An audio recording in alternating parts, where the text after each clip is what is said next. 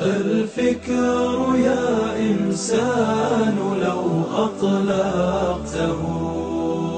متأملا في قدرة الرحمن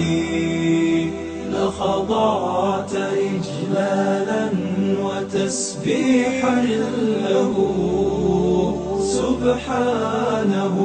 رب عظيم الشان يعلو ولا يعلى وجل علوه وصفاته كملت بلا نقصان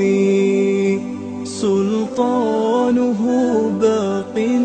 ويبقى ملكه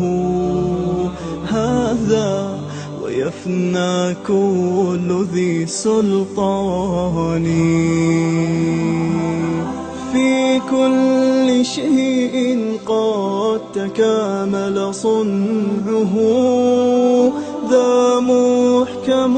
التنزيل خير بيان قد عم أرجاء الفضاء بآيه انظر ترى ما لا يصفه لساني هذه السماء تزينت بكواكب لجمالها رفعت بلا أركان والريح تجري والسحاب بأمره يحيي بها ما مات من بلدان هذا ومن آياته تلك التي حملت بلا رجل ولا بهتان والكل جند للإله أما ترى جندا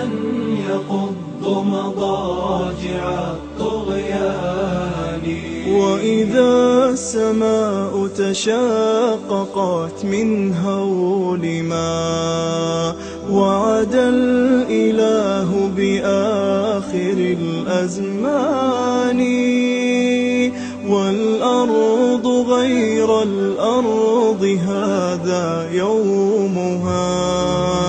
وجبالها نسفت أمام عياني وتفجرت فيها البحار بأمره هذا ووصف الوعد بالقرآن والكل من بعد الممات مرادهم نحو الإله الواحد الديان في ذلك اليوم العظيم نفوسنا حشرت وها قد خاب ذو النكران من بعد مبعثهم حساب عادل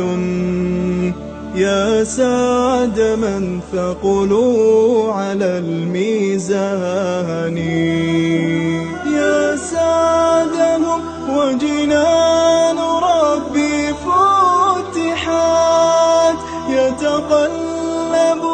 بأنعم الرحمن قد أفلح الماضون في ركب الهدى وتحرروا من قبضة. أنا أعوذ بالله من كلمة أنا نواف غضيان فيصل الشمري من مواليد 1970 في هجرة بن عايش بالمنطقة الشمالية التي تبعد عن مدينة عرعر ب 140 كيلو باتجاه الشرق معاق وش الأطراف السفلية. حصل لي هذا الإعاقة بسبب ارتفاع حرارة